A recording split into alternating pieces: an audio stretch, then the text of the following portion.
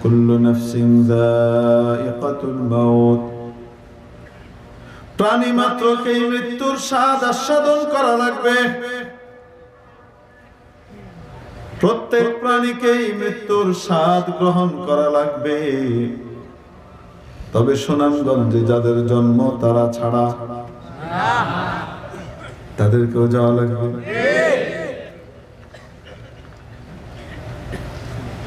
রব্বুল আলামিন এই আয়াতের 4টি অংশের মধ্যে প্রথম অংশের আলোচনার মধ্যে একটি বিষয়ে আমাদের দৃষ্টি আকর্ষণ করেছেন। বলেননি কুল্লু নাফসিন মাইয়িতাহ, কুল্লু নাফসিন সাতামুত। প্রত্যেক প্রাণী মারা যাবে, প্রত্যেক প্রাণী মৃত্যুর মুখোমুখি হবে, এটা বলেন। শব্দটা বলেছেন যায়িকাতুল মাউত, মৃত্যুর টেস্ট নিবে। টেস্ট, এই মৃত্যু এক একজনের জন্য এক এক রকমের টেস্ট নিয়ে আসবে।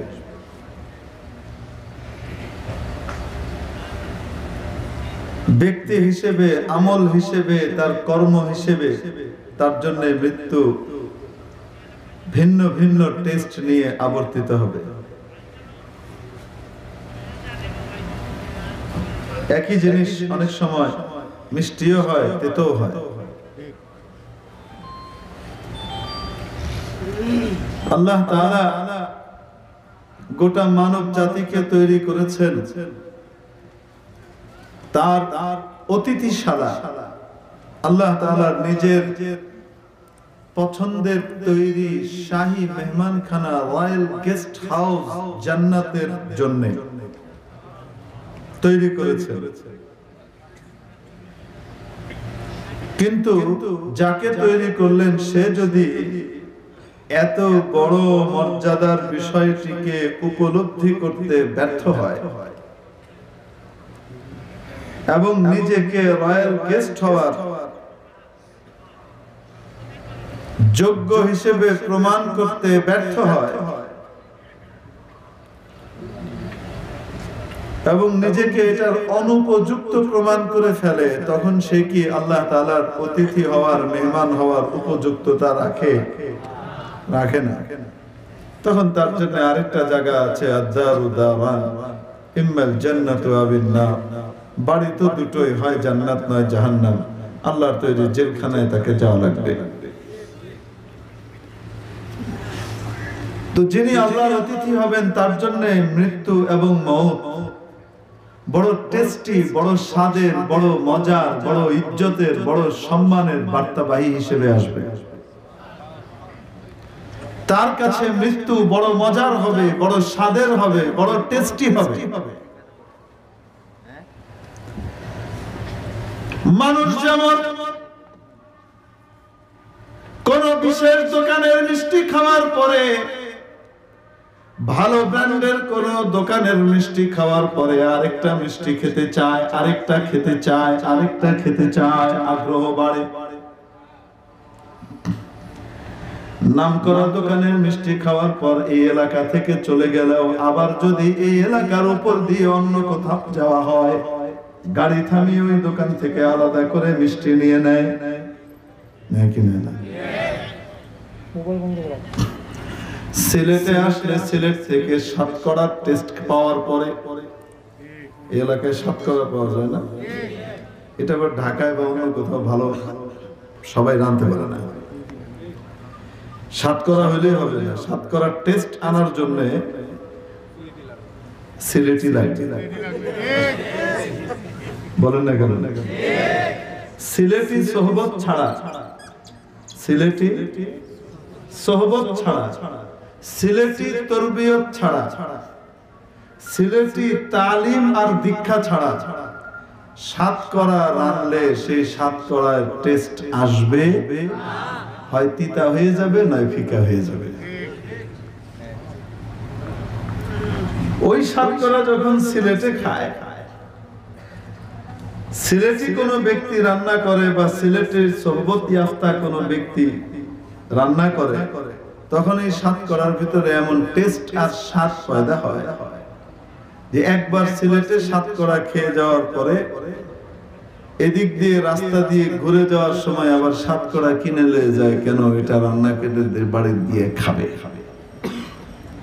টেস্টি জিনিস, মজার জিনিস, যেটা বলতে চাচ্ছিলাম, মজার যে জিনিস, সেই জিনিসের স্বাদ নেওয়ার জন্য মানুষ বারংবার চেষ্টা করে এবং বারংবার এটার জন্য সে অপেক্ষা করতে থাকে। ঠিক কি ঠিক না? ইমানদারের মুখ, ইমানদারের মৃত্যু, নেককারের মৃত্যু, আল্লাহওয়ালার মৃত্যু এত মজার হয়, এত মজার হয়, এত টেস্টের হয়।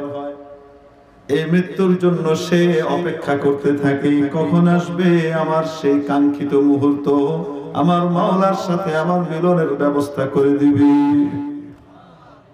আল মাউতু জিসরুন ইউসিলুল হাবিবা ইলাল হাবিব। মৃত্যু এমন একটা পুল, এমন একটা সাঁকো, এমন একটা ব্রিজের নাম, এমন একটা ব্রিজ, যে ব্রিজ বন্ধুকে বন্ধুর সাথে মিলিয়ে দেয়। বান্দা এবং বান্দির আসল বন্ধু হলেন রব্বুল আলামিন, কিন্তু তার দরবারে হাজির হওয়ার সুযোগ এই দুনিয়াতে থাকা অবস্থায় বান্দা বান্দের হবে না, ঠিক কিনা? এই জগৎ থেকে পাড়ি দিয়ে বরজাখের জগতে যাওয়া লাগবে, সেখানে গেলে মাওলার সান্নিধ্য লাভ সহজ হয়ে যায়। এজন্য মৃত্যু তার কাছে বড় প্রিয় হয়, আনন্দের হয়, মজার হয়, স্বাদের হয়। এর বিপরীতে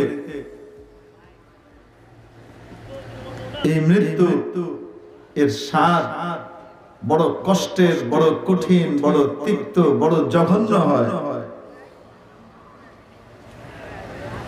আল্লাহ তাআলার জেলখানার অধিবাসীদের জন্য, অপরাধীদের জন্য, তাদের জন্য বড় কঠিন হয়, খারাপ। আবার একই জিনিস এক একজনের কাছে এটার স্বাদ এক এক রকম লাগে। বলেন না কেন? একই রকম লাগে না, ভিন্ন ভিন্ন লাগে। রসমালাইয়ের স্বাদ এক একজনের কাছে এক এক রকম লাগে। তার জিভ এর টেস্ট নেওয়ার কোয়ালিটি যে যত উন্নত হয়, সে তত প্রকৃত স্বাদ সেটার লাভ করে। বুঝাতে পারি না? খুব মিষ্টি জিনিস, ভালো জিনিস, দামি জিনিস, কিন্তু এই জিনিস অনেক সময় অসুস্থ ব্যক্তির জন্য মজার আর স্বাদের হয় না, সেটা তার কাছে তেতো হয়। আপনাদের দেশে শরবত পাওয়া যায় না? লেবুর শরবত, লেবু এবং চিনি দিয়ে যে শরবত বানায়, ওখানে লবণ দেওয়া ছাড়া, এটা খাঁটি মিঠা শরবত, ঠিক কিনা? আপনি খাবেন, আমি খাবো, কেমন মিষ্টি, খুব মজার। যার জ্বর হয়েছে তাকে যখন দিবেন, সে কি বলবে? তিতা লাগে, বালা না, লই যাও, এটা ভালো না, সে খেতে চাইবে না। কেন? জীবের স্বাদ কি করে ফেলেছে? নষ্ট করে ফেলেছে। আল্লাহ তাআলা মানুষকে এমন কিছু অর্গান, এমন কিছু অঙ্গ প্রত্যঙ্গ দিয়েছেন, যে অঙ্গগুলো অন্য জানোয়ারকেও দিয়েছেন, কিন্তু মানুষের এই অঙ্গ প্রত্যঙ্গগুলোর বৈশিষ্ট্য জানোয়ারের মতো নয়। আল্লাহ তাআলা চোখ দিয়েছেন দেখার জন্য, গরুও দেখে, মানুষও দেখে।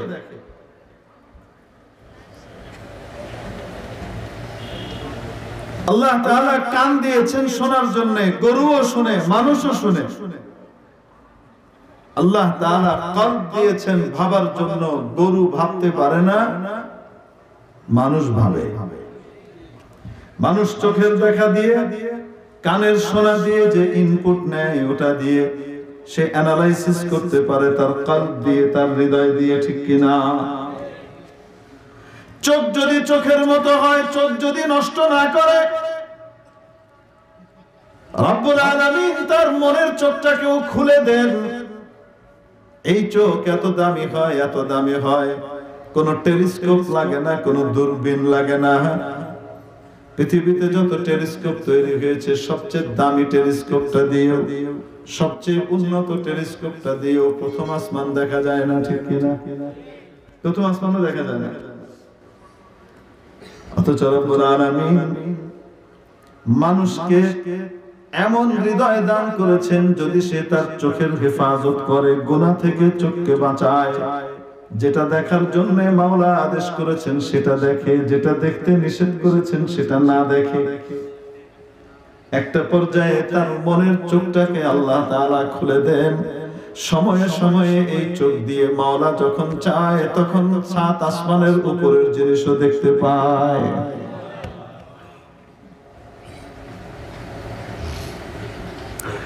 শত মাইল দূরের ঘ্রাণ,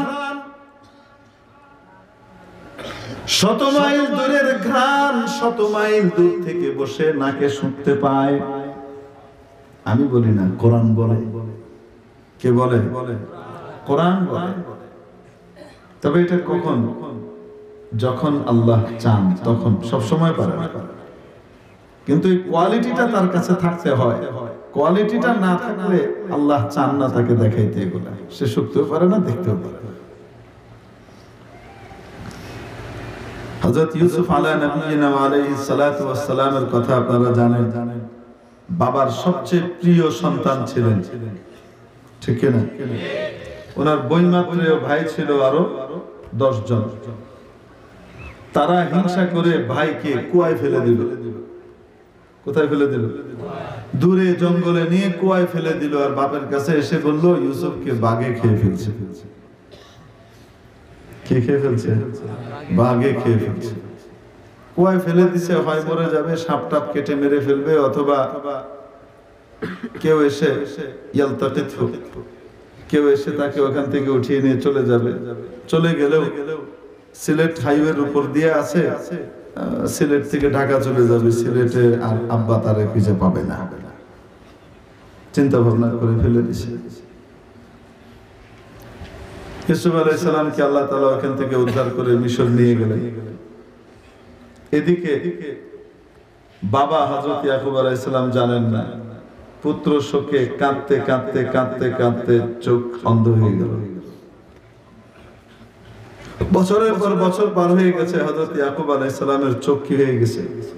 অন্ধ হয়ে গেছে। কার জন্য? ছেলের শোকে, ইউসুফের শোকে কাঁদতে কাঁদতে। আলা নবিয়িনা ওয়া আলাইহিমুত তাসলিম। হযরত এদিকে হযরত ইউসুফ আলাইহিস সালামকে আল্লাহ তাআলা কুয়া থেকে উঠিয়ে, কারণ ইউসুফের মধ্যে 2টা গুণ ছিল, এক হলো তাকওয়া, আল্লাহর ভয়, আর এক হলো সবর, ধৈর্য। যারা কষ্ট দিয়েছে তাদের বিরুদ্ধে উনি বলতে গেলেন না। আল্লাহ পৌঁছিয়ে দিলেন মন্ত্রীর বাড়িতে। কার বাড়িতে? এখন মিশরের প্রধানমন্ত্রীর বাড়িতে উনি বড় হচ্ছেন। ওই সময় খাদ্যমন্ত্রী প্রধানমন্ত্রী হতো, ওইটাই মূল মন্ত্রণালয় ছিল, খাওন দাওয়া। তারপরে ওখানে আবার আল্লাহ একটা পরীক্ষা নিলেন। সেই পরীক্ষার পরে হযরত ইউসুফ আলাইহিস সালাম চলে গেলেন জেলে। قال رب السجن احب الي مما يدعونني اليه। আয় আল্লাহ, এই অন্যায়ের দালালের চাইতে জেলখানা আমার কাছে ভালো। এরকম কথা বলে বসলেন। ইয়া আল্লাহ, এরা আমাকে যেই দিকে ডাকতেছে, আপনার নাফরমানি আর গুনাহের দিকে, এই ধরনের গুনাহের কাজে লিপ্ত হওয়ার চেয়ে ওরা যে আমাকে হুমকি দিচ্ছে যে নালে তোমাকে জেলখানায় পাঠিয়ে দেব, আমার জেলখানায় যাওয়া ভালো। ইউসুফ আলাইহিস সালাম এই কথা বললেন। তো আল্লাহ তাআলা ইউসুফ আলাইহিস সালামকে ওই মন্ত্রীর বাড়ি থেকে কই পাঠাইলেন? জেলে। ওখানে গিয়ে ইউসুফ আলাইহিস সালাম সবর করলেন, ধৈর্য ধরলেন, হা হতাশ করলেন না। আল্লাহ তাআলা ওখান থেকে বের করে এনে মিশরের বাদশা বানিয়ে দিলেন। কি বানিয়ে দিলেন? এবং যারা ওনার সাথে অন্যায় করেছিল তাদেরকে এই দুনিয়াতে শিক্ষা দেওয়ার জন্য এমন সিস্টেম করলেন, সেই সিস্টেমের কারণে এক পর্যায়ে তারা নিরুপায় হয়ে ইউসুফের দরবারে এসে খাবার নিতে হাজির। হযরত ইউসুফ আলাইহিস সালাম সিংহাসনে বসে থাকেন, খাদ্য বন্টন হয়, উনি দেখেন। বুঝেন কি বলেছে? যাই হোক, শেষ পর্যন্ত ভাইরা ঘটনা ঘুরে টুরে একটা পর্যায়ে ইউসুফ আলাইহিস সালামকে চিনতে পারলেন। চিনতে পারেননি, ইউসুফ আলাইহিস সালাম একটু আলামত দিয়ে দিয়েছিলেন, যেটা এই ভাইরা এবং ইউসুফ ছাড়া আর কেউ জানতো না। এমন একটা কথা ইউসুফ আলাইহিস সালাম তাদেরকে বলে দিলেন, হাল আলিমতুম মা ফাআলতুম বিইউসুফ ওয়া আখিহি ইয আনতুম জাহিলুন। তোমাদের কি মনে আছে, তোমরা কি জানো ইউসুফ এবং তার ভাই বিনয়ামিনের সাথে তোমরা কি আচরণ করেছিলে যখন তোমরা মূর্খ ছিলে? তার মানে এখন আর তারা মূর্খ নয়, এখন তওবা তওবা করে আল্লাহওয়ালা হয়ে গেছে। তওবা করছে ঠিক, কিন্তু যখন করেছিল তখন কি জ্ঞানীর কাজ করেছিল না মূর্খের কাজ? তারা সাধারণ জ্ঞানী ছিল না, ওই অঞ্চলের না, শুধু গোটা পৃথিবীর মধ্যে তারা মহাজ্ঞানী হিসেবে স্বীকৃত ব্যক্তি ছিল। অনেক বড় জ্ঞান ছিল, কিন্তু জ্ঞান যখন মানুষকে মূর্খ কর্মকাণ্ডে লাগিয়ে দেয় তখন তাকে আর জ্ঞানী বলা হয় না, তখন তার কাজটা মূর্খতা সূচিত হওয়ার কারণে তাকে কি বলা হয়? মূর্খই বলা হয়। যেমন আবু জেহেল মহাজ্ঞানী ছিল, আরবের শ্রেষ্ঠ জ্ঞানী, কিন্তু সেই জ্ঞান দিয়ে কুকুর তার মনিবকে চিনে, আবু জেহেল তার মনিবকে চিনে নাই, মনিবের আদেশ নিষেধ ফলো করে নাই। এজন্য নবীজি তার নাম দিয়ে দিয়েছেন এ আবুল হিকাম নয়, আবুল জেহেল, গন্ড মূর্খ, মহামূর্খ। তোমরা যাকে মহাজ্ঞানী বলো, এ মহামূর্খ। বুঝাতে পেরেছি? তো যাই হোক, এই কথা বলার সাথে সাথে তাদের মনে পড়ে গেল, হাই হাই, এ তো কঠিন খোঁচা দিয়ে ফেলছে। চেহারাটা চেনা চেনা লাগতেছিল, খুব চেনা লাগতেছিল, চেনা চেনা মনে হয়, তবু যেন চেনা নয়। কবি হাসান হাবিবের এক কবিতা আছে, বাস থেকে নামলেন, খানিকটা থামলেন, থেমে থেমে তারপর চললেন তিনি। চেনা চেনা মনে হয়, তবু যেন চেনা নয়। একজন ব্যক্তির ব্যাপারে বলতে বলতে একদম শেষ মাথা পর্যন্ত গিয়েছেন। বড় চমৎকার লিখতেন ভদ্রলোক, মরহুম। তো চেনা চেনা লাগছিল যখনই বলছে, মনে আছে ইউসুফ এবং তার ভাইয়ের সাথে কি আচরণ তোমরা করেছিলে যখন তোমরা মূর্খ ছিলে? বলার সাথে সাথে এখন নামও মিলায়, চেহারাও মিলায়, নামটাও ইউসুফ, চেহারাও ইউসুফের মতো, এখন আরো সুন্দর হয়েছে। আনতা ইউসুফ, তুমি কি ইউসুফ? আমি ইউসুফ, ওয়া হাদা আখি, আমি আর আমার ভাইরে খুব জ্বালাইতা, এই যে আমার ভাই, আর আমি ইউসুফ। قد من الله علينا,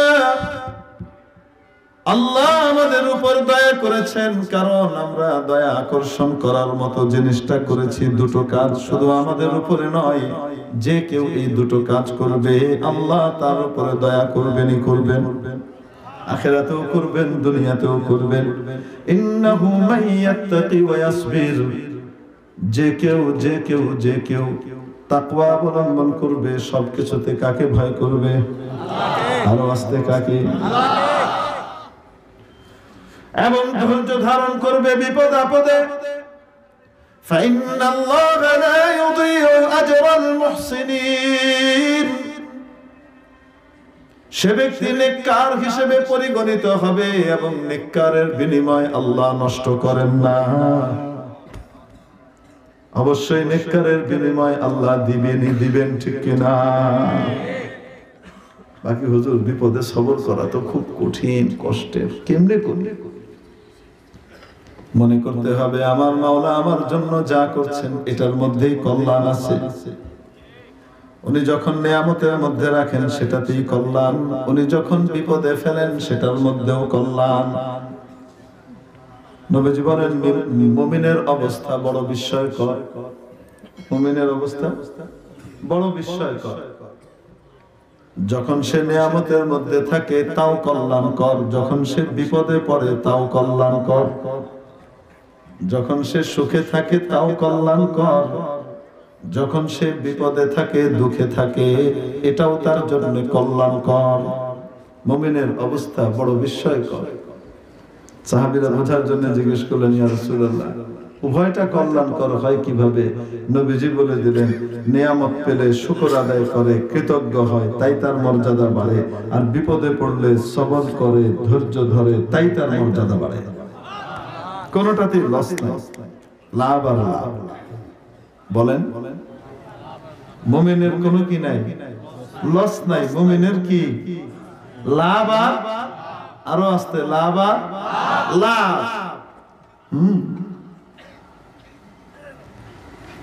মন তো মানে না। এজন্যই আল্লাহ শিখিয়েছেন, আমি যা করি ভালোর জন্য করি, এটা আমার ফয়সালা, এটা মেনে নাও। তাইলেই তোমার মনের ভিতরে সুখ আসবে, তোমার জন্য কল্যাণের ফয়সালা এটাই। এক রাজা ছিলেন, রাজার আঙ্গুল কেটে গেছে। রাজার আঙ্গুল কেটে যাওয়ার পরে সবাই আহা উহু ইস হুম হাম করছে সব। পাশে মন্ত্রী মশাই বসা। মন্ত্রী সাহেবের ভিতরে কোন রকমের বিচলিত ভাবনায়, কোন অস্থিরতাও নাই, স্বাভাবিক। আর সবাই বেকার। রাজাকে ভালোবাসে বলে বেকার, নাকি সুবিধা নেবে তাই বেকার? বুঝেন নাকি? কি নিবে? জানে একটু তেল মারলে ফুর করে পিছলা টাকা আয়া পড়বে, সুযোগ সুবিধা পাওয়া যাবে। এজন্য কি মারে? তেল মারে। কি মারে? এখন কি দিন না রাত? হ্যাঁ, বলেন না কেন? মধ্যরাত। আমাদের দেশে না, আমাদের দেশ তো আলহামদুলিল্লাহ ভালো, বুদ্ধিমান এবং বিবেকবান দিয়ে ভর্তি।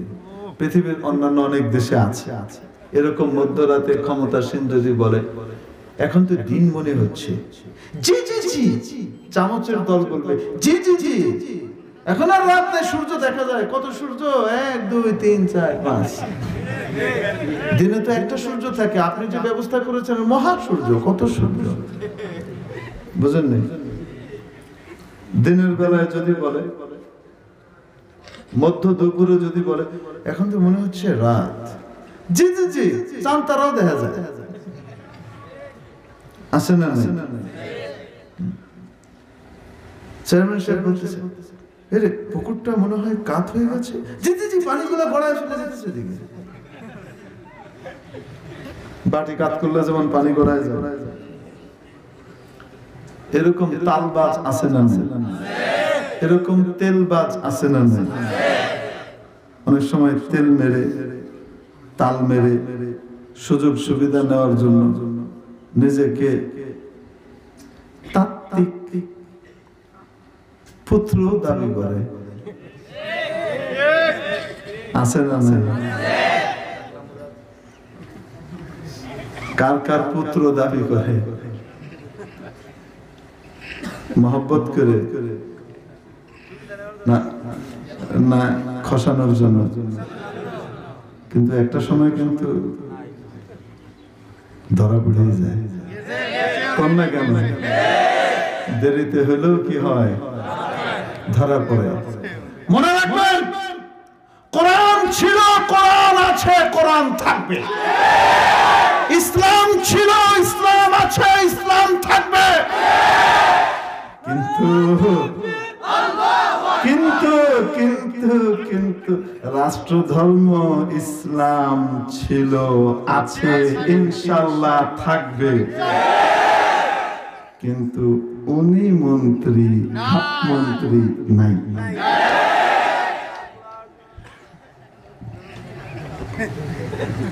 কারণ নাম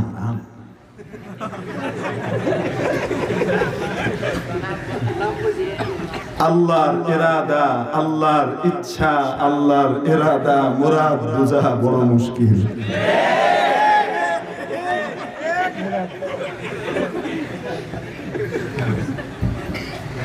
ঠিক ঠিক না?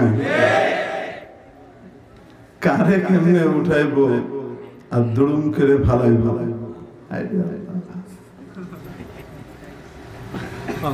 ইসলাম বিশাল এক পর্বতের মতো, ওটার মধ্যে কেউ যদি গিয়ে মাথা দিয়ে ঢুস মারে, যেটারে ফালাই দিবে, পর্বত পড়বে না, মাথা ফাইটা নিজে কি হয়ে যাবে, হাত মন্ত্রিত্ব হারাবে।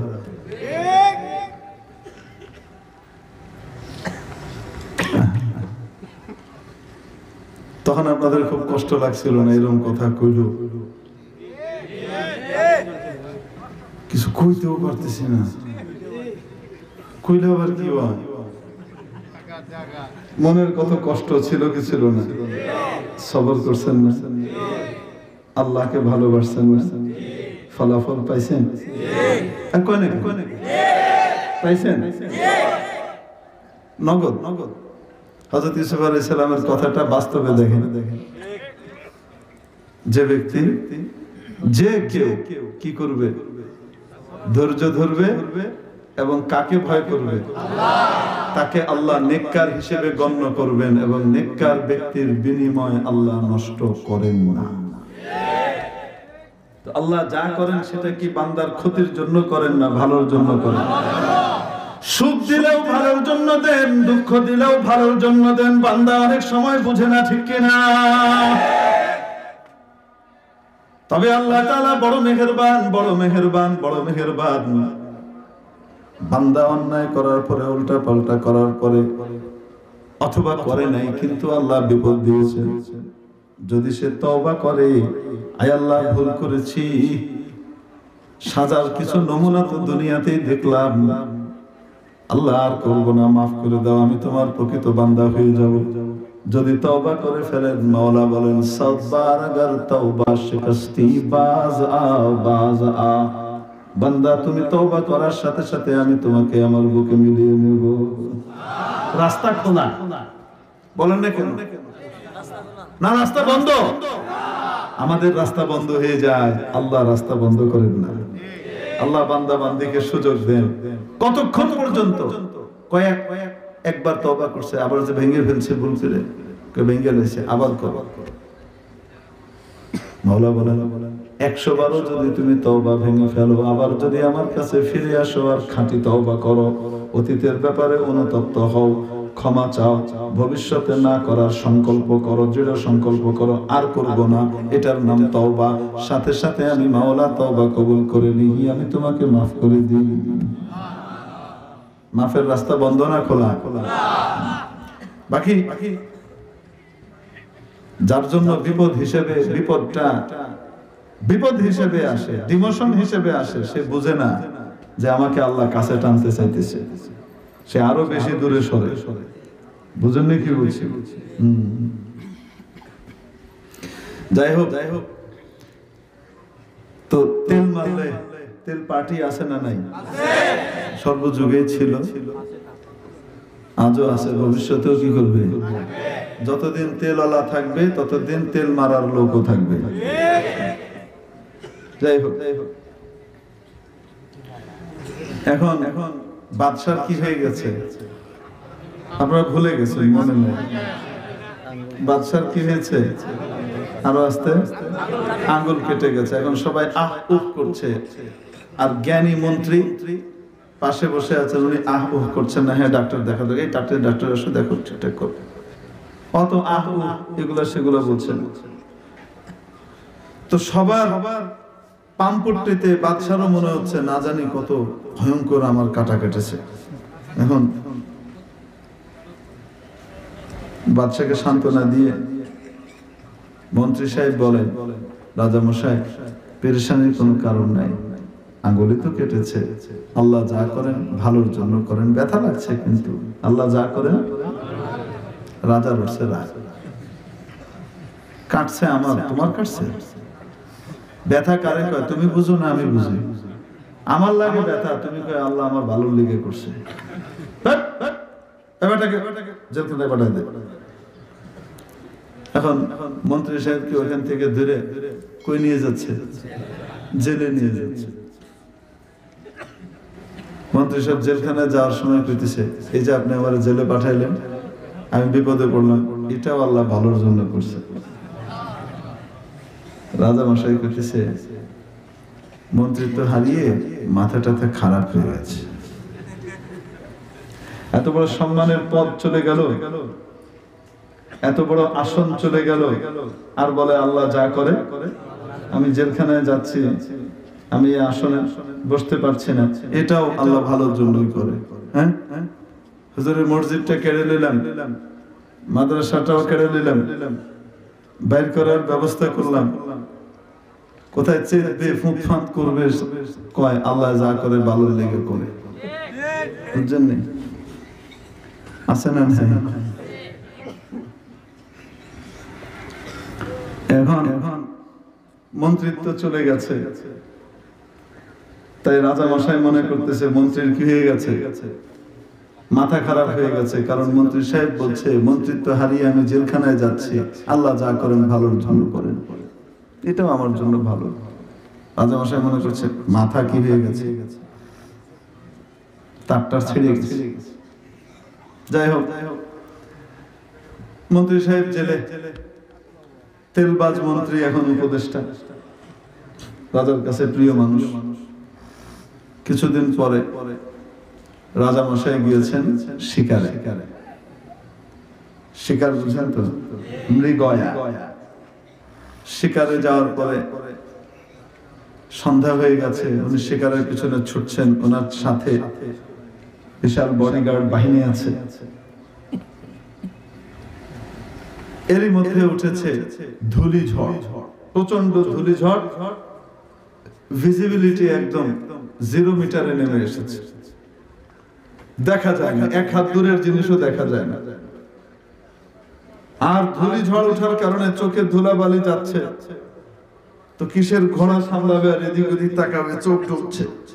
আর চোখের মধ্যে একটা বালি পড়লে কেমন হয়, চোখ খোলা রাখা যায়? আর বালি কেন সারাক্ষণ এই যে উপরে গার্ড দিচ্ছে, আছে না নাই? চোখকে গার্ড দেওয়ার জন্য আল্লাহ তাআলা কি তৈরি করেছেন, যে আছে না, কি এটা? হ্যাঁ, আপনারা কি বলেন? রোয়া, বোয়া। এই বোয়া গার্ড দেয়, কিন্তু কোন ময়লা টয়লা আসার আগে এরকম করে বন্ধ হয়ে যায়, যা ময়লা টয়লা আসে এই ফিল্টারের ভিতরে, চালের ভিতরে লেগে যায়, ভিতরে ঢুকে না, ঠিক কি না? কিন্তু আল্লাহ যেটাকে ভালোর জন্য বানাইছেন, ওইটাই আল্লাহ চাইলে আবার বিপদের কারণ বানাইতে পারেন। এটারই প্রমাণ এই চোখের রোয়া যদি একটা ছিঁড়ে কোনো মতে ভিতরে ঢুকে যায় চোখে, তখন কেমন হয়? কয় না কেন? সমস্যা হয় কি হয় না? তখন চোখ খোলা রাখা যায় না। এরকম করতে থাকলে কি হয়? চোখ লাল হয়ে যায়, টকটকে লাল হয়ে যায়, রক্তিম বর্ণ ধারণ করে। এখন বাদশা ওই ঝড়ের ভিতরে পড়ে ওনার বাহিনী থেকে বিচ্ছিন্ন হয়ে গেছে।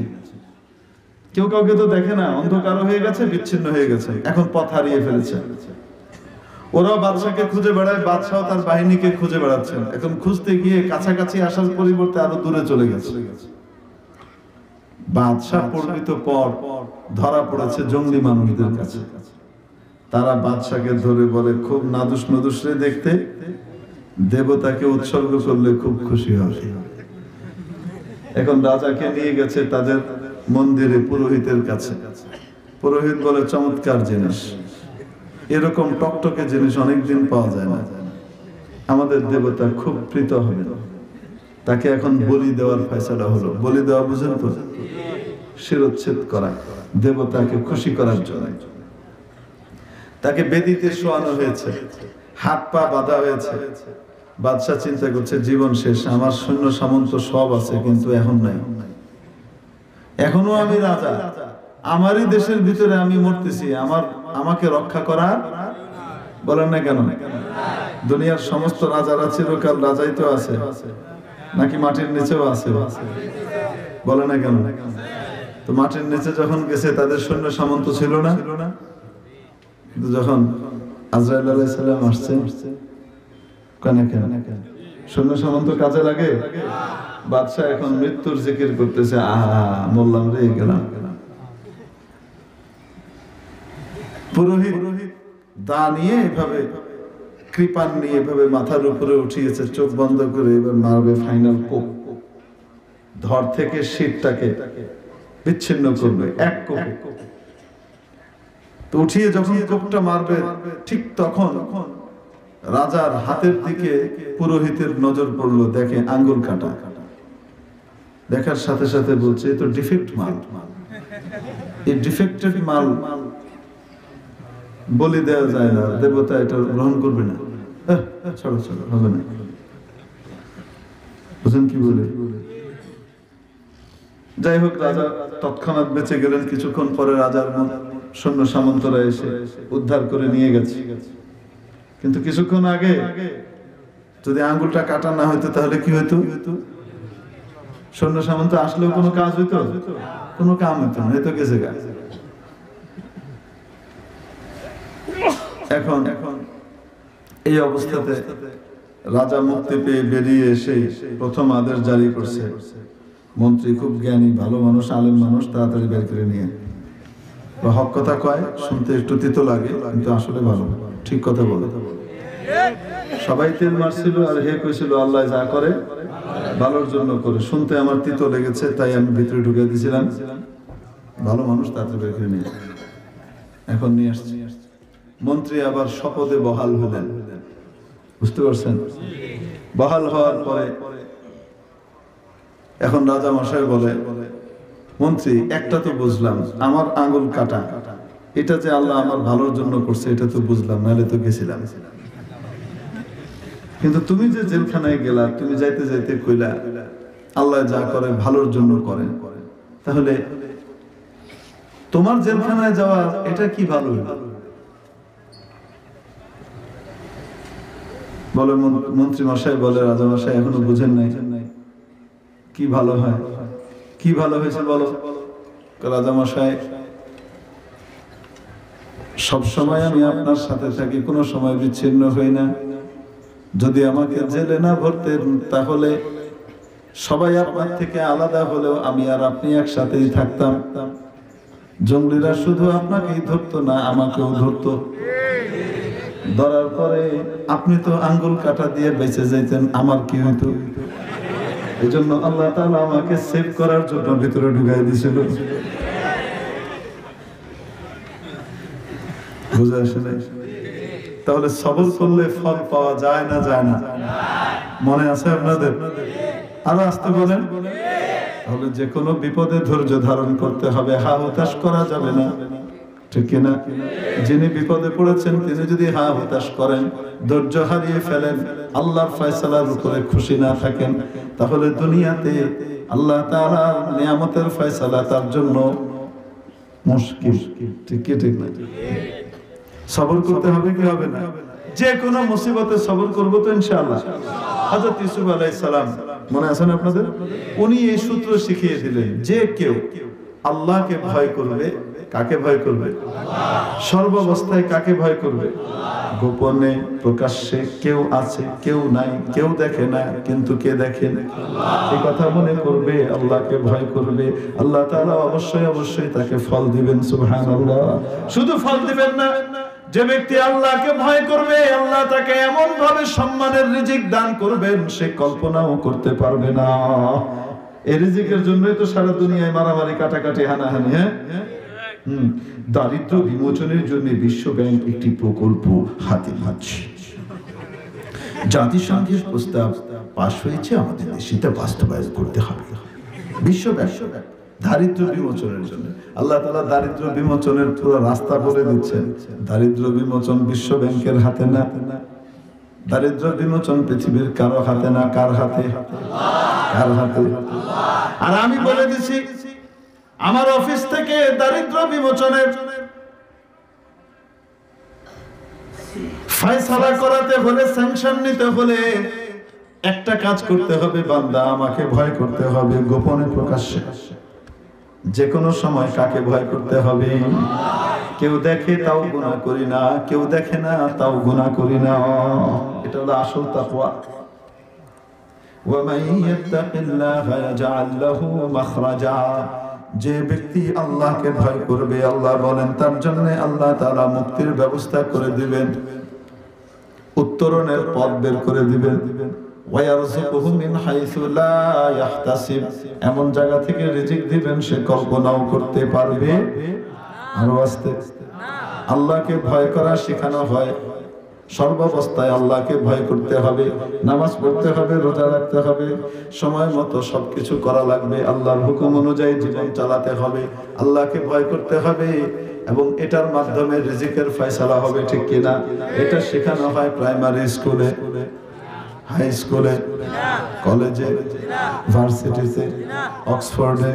আল্লাহর ভয় শেখানো হয় ক্যামব্রিজে, আল্লাহর ভয় শেখানো হয় হার্ভার্ডে, ওই না কেন?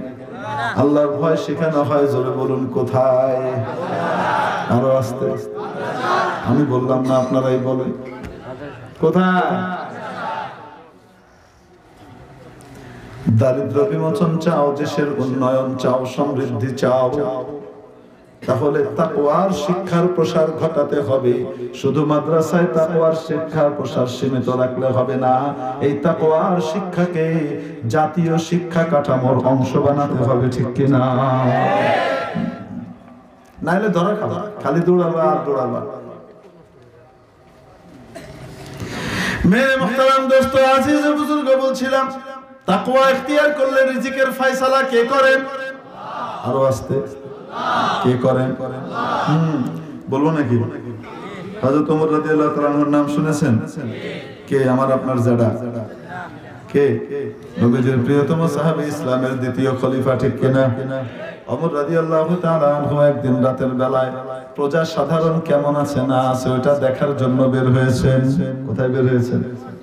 প্রজা সাধারণ কেমন আছে দেখার জন্য আরো আস্তে বের হয়েছেন, গোপনে, ছদ্মবেশে বের হয়ে হাঁটছেন মদিনার অলিতে গলিতে। দেখেন সবাই ঘুমিয়ে আছে, নিশুতি রাত, নিশ্চুপ, স্তব্ধ মদিনা, সবাই ঘুমাচ্ছে। এক বাড়ির পাশ দিয়ে যাচ্ছে আর দেখে দুই নারী কণ্ঠের আলাপ হচ্ছে। আলাপে উনি কান দিতেন না, কিন্তু আলাপের অংশ তার নাম ওমর, এই ব্যাপারটা আছে। এজন্য অনেক কৌতূহলী হয়ে থামলেন, আমাকে নিয়ে এরা কি আলাপ করে শুনি। তো শুনছেন, মা বলছে দুধ যে দোয়ানো হয়েছে কালকে বিক্রি করা হবে, দুধের মধ্যে একটু পানি মিশিয়ে দে, তাহলে দুধ একটু বেশি হবে, পয়সা বেশি পাওয়া যাবে। এরকম কাজ বাংলাদেশে কেউ করে না তো? করে? আচ্ছা, আর করবো না তো ইনশাআল্লাহ। এখন মেয়ে বলছে না, দুধে পানি মিশানো যাবে না। কেন? রাষ্ট্রের নির্দেশ। রাষ্ট্রপ্রধান, আমিরুল মুমিনিন, মুমিনদের নেতা হযরত ওমর ইবনুল খাত্তাব আদেশ জারি করেছেন, কেউ যেন দুধের মধ্যে পানি মিশিয়ে ধোঁকাবাজি না করে, তাই পানি মিশানো যাবে না। এটা শুনে হযরত ওমর থেমেছেন, নিজের নাম হচ্ছে। মা বলছে ওমর কি দেয়ালের পাশে দাঁড়িয়ে থেকে কথা শুনতেছে নাকি? তো ওমর কি দেখতেছে পানি মিশাইছিস কি মিশাস নাই? মা বলে, মার এই কথার উত্তরে মেয়ে বলে, আম্মা ওমর না দেখলে কি হবে? ওমরের রব আমার রব, তোমার রব আল্লাহ তো ঠিকই দেখেন। মেয়ের ভিতরে কার ভয় আছে? যে আল্লাহকে ভয় করে আল্লাহ তাকে দুনিয়াতেই ইজ্জতের রিজিক দান করেন, ঠিক কিনা? কি হলো অবস্থা দেখেন। ওমর বাড়িতে ফিরে আসলেন, নিজের বাড়িতে ফিরে আসলেন, ওই বাড়িটা চিনে আসলেন। মেয়েটা ছিল ইতিম, বাবা নাই, এই দুধ বিক্রি করে তাদের সংসার চলে। অনেক ধনী না গরিব? গরিব, কিন্তু নীতিবান। আসতে বলেন কি? নীতিবান। এবং কাকে ভয় করে? আল্লাহকে ভয় করে। হযরত ওমরের কাছে তার ছেলের জন্য বড় বড় প্রস্তাব এসেছে, অনেক বড় বড় উঁচু ঘরের প্রস্তাব এসেছে। ওমরের ছেলের সাথে তাদের মেয়ে বিয়ে দিবে। ওমর তার পুত্রবধূ খুঁজে বেড়াচ্ছিলেন, পছন্দ হচ্ছে না। এখানে দাঁড়িয়ে ওমর সিদ্ধান্ত নিয়েছেন আমার পুত্রবধূ হিসেবে এই মেয়ে উপযুক্ত, তাকে নিয়ে যাব। পরের দিন ওমর রাদিয়াল্লাহু তাআলা ওই মেয়েকে খবর দিয়ে আনিয়ে তাদের মতামত নিয়ে নিজের ছেলের সাথে বিয়ে করিয়ে দিয়েছেন। দেখছেন নি কারবার? যদি দুধে পানি মিশাইতো জীবন ভরই ফকির থাকতো। বলেন না কেন? আল্লাহকে ভয় করে নাই। যদি ঘুষ খাওয়ার তাও চালু রাখে জীবন ভরই ঘুষই খাবে আর মানুষের লাভ খাবে। ঠিক কি ঠিক না? আর এই মেয়ে আল্লাহকে ভয় করেছে। ভয় করার কারণে 2 নম্বরই করে নাই। কি করে নাই? হারাম উপার্জন করে নাই। আল্লাহকে ভয় করার কারণে মাওলানা পাক তার দারিদ্র দূর করে শাহী খানদানের বধূ হিসেবে কবুল করে নিয়েছেন। ঠিক কি না?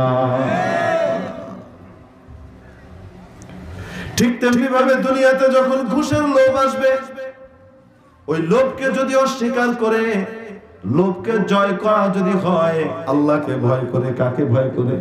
আল্লাহকে খুশি করার জন্য নিতে পারি সেটাই দিচ্ছি, নিলাম না। অবৈধ সুযোগ দিলাম না, ঘুষও নিলাম না। কাকে ভয় করি? দুনিয়াতে সামগ্রিক ভাবে ওই একদিন কামাই হবে না, শুধু ওই একদিনের কামাইটা হয়তো বন্ধ হবে, কিন্তু আজীবনের কামাইয়ের ব্যবস্থা মাওলা করে দিবেন। ঠিক কিনা? আল্লাহ তাআলা আজীবনের রিজিকের ব্যবস্থা করবেন। তো মনে আছে যে হযরত ইউসুফ আলাইহিস সালাম কি বলেছেন? কি বলেছেন? যে ব্যক্তি তাকওয়া অবলম্বন করবে আর সবর করবে, আল্লাহ তাকে নেককার হিসেবে গণ্য করবেন। সূরা কুবরা মাঝখানে হাত দেওয়া আছে, ভিতরে ঢুকে আছে। আর নেককারের প্রতিদান আল্লাহ নষ্ট করেন না। এখন হযরত ইউসুফ আলাইহিস সালাম খবর পেলেন, জানতে পেলেন আব্বা জানের চোখ অন্ধ হয়ে গেছে। মনে আছে না নাই? পুত্র শোকে কাঁদতে কাঁদতে আব্বা জান হযরত ইয়াকুব আলাইহিস সালামের চোখ অন্ধ হয়ে গেছে।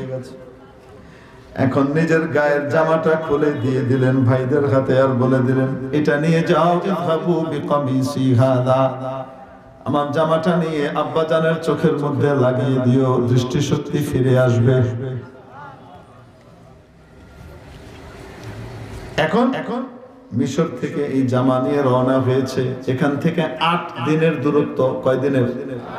8 দিনের দূরত্ব কেনান, যেখানে হযরত ইয়াকুব থাকেন।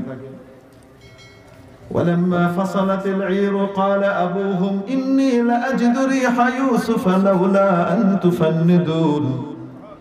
আল্লাহ বলেন এই কাফেলা মিশর থেকে রওনা করার সাথে সাথে 8 দিনের দূরত্বে বসে হযরত ইয়াকুব বলছেন, আমি আমার প্রিয় ইউসুফের ঘ্রাণ পাচ্ছি। কি পান? তাহলে বলেন দেখি, নাকের যদি অপব্যবহার না হয়, চোখের অপব্যবহার না হয়, আল্লাহ রাব্বুল আলামিন অনেক দূরের জিনিস অনেক সময় দেন কি দেন না? কিন্তু যদি নাক নষ্ট করে ফেলে, চোখ নষ্ট করে ফেলে, কলব আর হৃদয়কে যদি নষ্ট করে ফেলে, যা শোনার তা শুনে না, যা দেখার তা দেখে না, যা ভাবার তা ভাবে না, এরকম ব্যক্তির জন্য ফয়সালা রব্বুল আলামিন করে দিয়ে রেখেছেন, উলাইকা কাল আনআম, এরা হলো চতুষ্পদ জন্তু জানোয়ারের মতো, বালহুম আদাল, বরং তার চেয়ে নিকৃষ্ট, উলাইকা হুমুল গাফিলুন, এরাই আসলে অসতর্ক। ওরা নিজেদেরকে যতই সতর্ক আর স্মার্ট মনে করুক না কেন, এরাই আসলে অসতর্ক এবং এরাই আনস্মার্ট। দেখতে যত নিজেকে স্মার্ট মনে করুক না কেন। সে বুঝাতে পেরেছে? আল্লাহ তাআলা এটা বললেন। তাহলে কলব, জীবের যেমন স্বাদ আছে, কলবের স্বাদ আছে না? কয় না কেন? আছে না নাই? হ্যাঁ, কলবের স্বাদ যদি, কলব যদি ঠিক থাকে, নষ্ট না হয়, তাহলে মৃত্যুর স্বাদ বড় মজার হবে।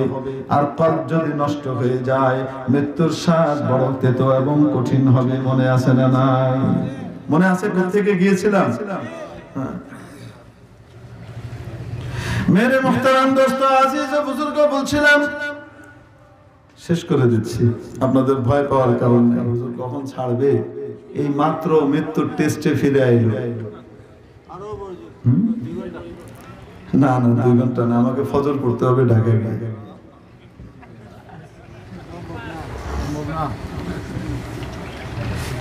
অবশ্যই সম্ভব। হুজুর দোয়া করে দিলে, আপনারা দোয়া করে দিলে সম্ভব না? কি কয় না কয়? মেরে মুহতারাম দোস্ত, মৃত্যুর স্বাদ কারো জন্য বড় মজার, কারো জন্য বড় কষ্টের, বড় তেতো। মৃত্যুর স্বাদটা মজার করতে হলে যখন ঈমানদার এবং নেককার মানুষ, সুস্থ মানুষ দুনিয়া থেকে যায়, মানে ঈমানি চেতনায় সুস্থ মানুষ যখন দুনিয়া থেকে যায়, আল্লাহর মেহমান হিসেবে যায়, আসমান থেকে দলে দলে ফেরেশতা নাজিল হয়। সুবহানাল্লাহ বলেন না? দলে দলে আসমান থেকে ফেরেশতা নাজিল হয়। তাদের প্রত্যেকের হাতের মধ্যে পরিমাণ কত থাকে? হাদিস শরীফের মধ্যে আসে 500 থেকে শুরু করে 70,000 পর্যন্ত ফেরেশতা আসে একজন মানুষকে অভ্যর্থনা জানিয়ে নিয়ে যাওয়ার জন্য। দুই হাতে জান্নাতের ফুলের থোকা আর তোড়া থাকে। যখন তার রূহটাকে এখান থেকে নিয়ে যাওয়া হয় তখন কোনো কষ্ট দেওয়া হয় না। ফেরেশতারা লাইন ধরে দাঁড়িয়ে যাওয়ার পরে প্রধান ফেরেশতা আসেন, মৃত্যু সংক্রান্ত মালাকুল মউত হযরত আজরাইল আলাইহিস সালাম আসেন। জান্নাতের একটা সুগন্ধিযুক্ত রুমাল তার থুতনির নিচে ধরেন, ধরে তারপর বলেন, ইয়া আইয়াতুহান নাফসুল মুতমাইন্না, ও প্রশান্ত চিত্ত, ও প্রশান্ত মন, ইরজিই ইলা রাব্বিকি, ফিরে চলো তোমার রবের কাছে, রাদিয়াতাম মারদিয়া, তুমিও খুশি উনিও খুশি, চলো। হাদিস শরীফের মধ্যে আসে জান্নাতের নাজ নেয়ামত সে দেখতে থাকে। দুনিয়া থেকে তার সম্পর্ক কাটা হয়ে যায়, রূহ বের হওয়ার জন্য ব্যতিব্যস্ত হয়ে যায়, ছটফট করতে থাকে, কখন বের হবে, কখন বের হবে। রূহ বের হয়ে আসে, ওই রূহকে জান্নাতের রুমালের মধ্যে পেঁচিয়ে অত্যন্ত আনন্দ সম্মানের সাথে এই রূহকে নিয়ে জান্নাতের দিকে রওনা হন, ইল্লিনের দিকে রওনা হন। 7 আসমানের উপরে যে জায়গা, সেখানে তার রূহকে নিয়ে রওনা হন আজরাইল আলাইহিস সালাম। ফেরেশতারা সাথে সাথে যায়, প্রথম আসমান পর্যন্ত যাওয়ার পরে দ্বিতীয় আসমানের প্রথম আসমানের ফেরেশতারা ওই রূহকে রিসিভ করে। রিসিভ করার পরে যখন উপর দিকে ছুটে সবাই বলতে থাকে, প্রথম আসমানের কে যায়, কে যায়, কে যায়, এত সুগন্ধি, এত সুগন্ধি, গোটা আসমান মাতোয়ারা হয়ে গেছে, কে যায়? ফেরেশতারা বলতে থাকে, জানো না, দুনিয়াতে বড় কষ্ট করেছে, বড় নির্যাতন সহ্য করেছে, দুনিয়াতে ঈমান ইসলামের উপরে থাকার জন্য বড় মুসিবত হজম করেছিল, সুখে দুঃখে আল্লাহকে ভুলে নাই, সব সময় আল্লাহকে স্মরণ রাখতো, আল্লাহর জিকির করত। ওই ব্যক্তি যায়, অমুকের ছেলে অমুক যায়, অমুকের মেয়ে অমুক যায়, এইভাবে সকলে তার প্রশংসা করতে থাকে। দ্বিতীয় আসমানে যাওয়ার পরে তৃতীয় আসমানের ফেরেশতারা ওই রূহকে রিসিভ করে উপরের দিকে নিয়ে যায়, আর প্রথম আসমানের ফেরেশতারা ফিরে আসেন। এভাবে 7 আসমান পার হওয়ার পরে রব্বুল আলামিন বলেন, আমার বান্দাকে আলা ইল্লিনের মধ্যে রেখে দাও, সবচাইতে সম্মানিত যে জায়গা সেখানে নিয়ে পৌঁছিয়ে দাও। তাহলে পরকালের সুখ এবং শান্তি নফস মুতমাইন্না তৈরি করার মধ্যে ঠিক কিনা? ওই চিত্ত লাভ করবে যেই চিত্ত মুতমাইন, যেই চিত্ত, যেই মন প্রশান্ত হয়ে যায়। মনটা প্রশান্ত কিভাবে হয়? আল্লাহ রাব্বুল আলামিন ইরশাদ করেন, আলা বিযিকরিল্লাহি তাতমাইন্নুল কুলুব। মনে রাখো, মনে রাখো, মনে রেখো, মনে রেখো, মনে রেখো, মনে রেখো। মনকে যদি শান্ত করতে চাও, সব রকমের পেরেশানি মুক্ত করতে চাও, তাহলে একটাই মাত্র পন্থা, সেটা হলো আমার স্মরণ, আমার জিকির, আমার জিকির। কার জিকির? আমার জিকির করো, আমার স্মরণ করো। উঠতে বসতে চলতে ফিরতে প্রতি মুহূর্তে যদি আমাকে স্মরণ করো, দুনিয়ার হাজার কষ্ট বিপদ আপদের মধ্যেও তোমার মনের মধ্যে সুখের অনুভূতি হবে। তোমার মনটাকে আমি শান্তি দিয়ে দেব, তুমি প্রশান্ত চিত্ত হয়ে যাবে। তোমার হৃদয় যখন প্রশান্তি লাভ করবে, আল্লাহর জিকিরের দ্বারা তোমার দিলকে যখন তুমি সন্তুষ্ট করে ফেলবে, মজবুত করে ফেলবে, ঈমানের উপরে জমিয়ে ফেলবে, তখন দুনিয়াতেও সুখ লাভ করবে, আখিরাতেও তুমি আল্লাহর গেস্ট হিসেবে আখিরাতের দিকে যাবে। আপনাদের যিনি গজল গাচ্ছিলেন, আল্লাহ আল্লাহ কি যেন, আল্লাহ আল্লাহ বল রে বান্দে, আল্লাহ আল্লাহ বল। তারপরে ইহকাল পরকালে কি যেন সুখ চাইলে আল্লাহ আল্লাহ বল, সেটা কি? ওনার এই গজল শুনতেছিলাম আর মন করছিলাম যে কত বাস্তব কথা বলছে। আল্লাহ আল্লাহ বলার মধ্যে, আল্লাহ তাআলার জিকিরের মধ্যে, আল্লাহ তাআলার স্মরণের মধ্যে দুনিয়ারও শান্তি, আখিরাতও শান্তি, ঠিক কিনা? ইহকাল পরকালের সুখ আল্লাহর জিকিরের মধ্যে। আল্লাহ রাব্বুল আলামিন বলেন, যারা প্রতি মুহূর্তে আল্লাহকে মনে রাখে, কখন আল্লাহর কি আদেশ, কখন কি নিষেধ, এটাকে ঠিক মতো ফলো করে মেনে চলে, এরকম ব্যক্তিরাই সত্যিকারের বুদ্ধিমান, এরাই সত্যিকারের জ্ঞানী। আমি বলি না, আল্লাহ বলেন, মোল্লা বলে না, আল্লাহ বলেন, বলবো নাকি? সূরা আলে ইমরানের শেষ রুকুতে মাওলা বলেন, ইন্না ফি খালকিস সামাওয়াতি ওয়াল আরদি ওয়া ইখতিলাফিল লাইলি ওয়ান নাহারি লাআয়াতিল লিউলিল আলবাব। এই বিশাল আসমান রাজি এবং জমিন সৃষ্টির মধ্যে এবং দিবানিশির আবর্তন বিবর্তনের মধ্যে বুদ্ধিমানদের জন্য, জ্ঞানীদের জন্য অনেক নিদর্শন রয়ে গেছে। জ্ঞানী কারা? আমরা বলি যে বড় ডিগ্রি লাভ করেছে সে, আল্লাহ বলেন নো, এটা মাপকাঠি নয়। হ্যাঁ, ওই ডিগ্রিধারীও যদি আমার দেওয়া ক্রাইটেরিয়া অর্জন করতে পারে, সেও জ্ঞানী। আর যদি কারো ডিগ্রি নাও থাকে, কোনো পড়ালেখা করে নাই, কিন্তু আমার দেওয়া ক্রাইটেরিয়াটা যদি সে অর্জন করতে পারে, তাহলে সে জ্ঞানী। বলবো নাকি সেটা কোনটা? আল্লাহ নিজে ব্যাখ্যা করেন, আমি না। কে ব্যাখ্যা করে? লাআয়াতিল লিউলিল আলবাব। বুদ্ধিমান কারা? الذين يذكرون الله قياما وقعودا وعلى جنوبهم। যারা দাঁড়ানো, বসা এবং শোয়া অবস্থায়, এক কথায় সর্বাবস্থায় কার কথা মনে রাখে, কাকে স্মরণ করে? শোয়ার সময়ও আল্লাহর হুকুম কি সেটা দেখে, বসা অবস্থায়ও এখন আল্লাহর হুকুম কি সেটা দেখে, আবার দাঁড়ানো অবস্থায়ও সে চিন্তা করে আল্লাহর হুকুম কি। প্রতি মুহূর্তে আল্লাহর হুকুম এবং আল্লাহর নবীর তরিকা মাথার ভিতরে রাখে, আল্লাহকে স্মরণ রাখে, আল্লাহকে মনে রাখে। এই ব্যক্তিরাই প্রকৃত বুদ্ধিমান, এরাই প্রকৃত জ্ঞানী। এটা কি মোল্লার কথা না আল্লাহর কথা? এজন্য এই মাদ্রাসাগুলা কায়েম করা হয়েছে। এই কওমি মাদ্রাসাগুলা, এই হরমুজিয়া মাদ্রাসা, তেগরিয়া মাদ্রাসা সহকারে সমস্ত মাদ্রাসাগুলোর মধ্যে মানুষকে, আপনাদের বাচ্চাদেরকে তৈরি করা হয় আল্লাহর কখন কি হুকুম, কখন কি নিষেধ, এটা যেন বান্দা জানতে পারে, ঠিক কিনা? শোয়া বসা, খাওয়া, চলাফেরা, ওঠা বসা, সামাজিক কাজকর্ম এবং রাজনীতি, রাষ্ট্রনীতি, সর্বক্ষেত্রে আল্লাহর হুকুম, নবীর তরিকা, এটা শেখানো হয় কওমি মাদ্রাসায়। শুধু মুখে শেখানো হয় না, প্র্যাকটিক্যালিও শেখানো হয়, ঠিক কিনা? শুধু তাত্ত্বিক ভাবে শিখিয়ে ছেড়ে দেওয়া হয় না, প্র্যাকটিক্যালি করা হয়। এজন্য যান, কোন কওমি মাদ্রাসাতে কোন দাড়ি কাটা ছেলেকে রাখবে না, চেষ্টা করবে ভালো করতে, যদি ভালো না হয় বের করে দেবে। যাও। কেন? এখানে শুধু জ্ঞান শেখানো হয় না, জ্ঞান পড়ানো হয় না, জ্ঞান শেখানো হয়।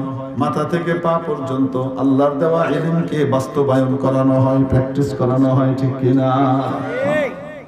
হুজুর, আমরা তো বুড়ো হয়ে গেছি, আমরা অন্য লাইনে পড়াশোনা করে অনেক কিছু করে ফেলেছি, কিন্তু হুজুর এই বয়সে মাদ্রাসায় ভর্তি হয়ে আল্লাহকে স্মরণ করার যোগ্যতা লাভ করব, প্রতি মুহূর্তে মাওলাকে স্মরণ করব, এরকম যোগ্যতা অর্জন কিভাবে করব? মাদ্রাসায় যাওয়া তো আমাদের জন্য এখন কঠিন, ভর্তি হওয়া তো কঠিন। তাদের জন্য রব্বুল আলামিন চলতি ফিরতি মাদ্রাসা দাওয়াত ও তাবলীগের ব্যবস্থা করে দিয়েছেন, ঠিক কিনা? দাওয়াত ও তাবলীগের মধ্যে 4 মাস লাগিয়ে যদি মেহনত করে, সহিহ উসুল অনুযায়ী যদি ঠিকমতো মেহনত করে, আল্লাহ ওয়ালাদের সোহবতের মধ্যে যদি সময় কাটায়, নেককারদের সোহবতে আসা যাওয়া করে, আল্লাহর ওয়ালিদের সাথে সম্পর্ক রাখে, আহলে ইলমের সাথে আলেম ওলামার সাথে সম্পর্ক রাখে, চলাফেরা করে, উঠা বসা করে, এই ব্যক্তির জীবনের মধ্যেও আমূল পরিবর্তন এসে যায়। কয় না কেন? আরে যাকে ধরে টেনে হিচড়ে মসজিদে আনা যেত না জুমার নামাজ পড়ার জন্য, এরকম ব্যক্তিকে তখন বুঝিয়ে সমঝিয়ে হাতে পায়ে ধরে আসতে 3টা চিল্লা লাগাই দেওয়া হয়। 3টা চিল্লা লাগিয়ে আসার পরে এখন তাকে আর ঘরে নেওয়া যায় না, খালি মসজিদে থাকে। বলেন না কেন? মসজিদে চলো, মসজিদে চলো, কয়নি কয় না? কয় হুজুরের লগে একটু মাসলা জিজ্ঞেস করে আসি, কিভাবে ঠিক মতো আমল করতে হবে। বলো না কেন?